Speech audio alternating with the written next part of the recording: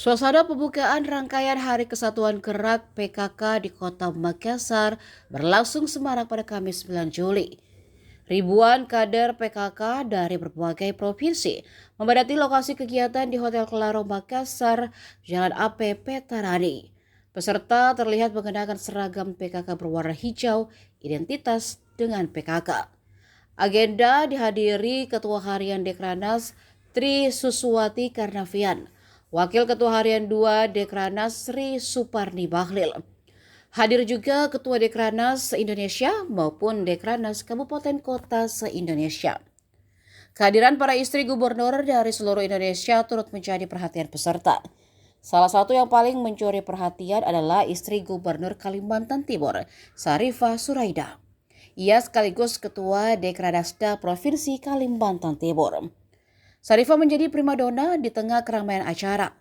Penampilannya yang anggun dengan balutan seragam PKK bernuansa hijau membuat banyak peserta menghampirinya. Diketahui HUT Dekranas ke-46 mengusung tema Cinta Kria Berkelanjutan, Perajin Mendunia. Tema tersebut menjadi semangat untuk memperluas akses pasar produk kria dan wastra Indonesia hingga tingkat internasional. Agenda berlangsung 5 hari dari 9 hingga 12 Juli 2026.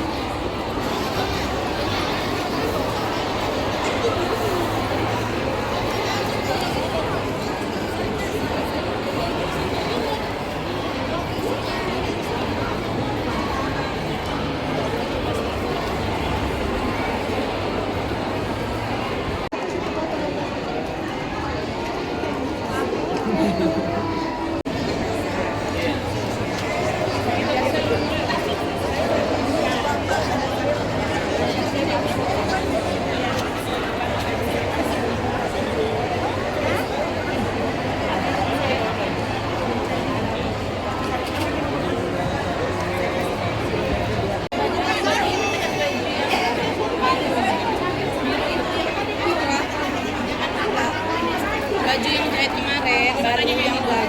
Ini kenapa sih kalian begini? Bagus aja kok. Kampnya akan terbang lagi dia tadi.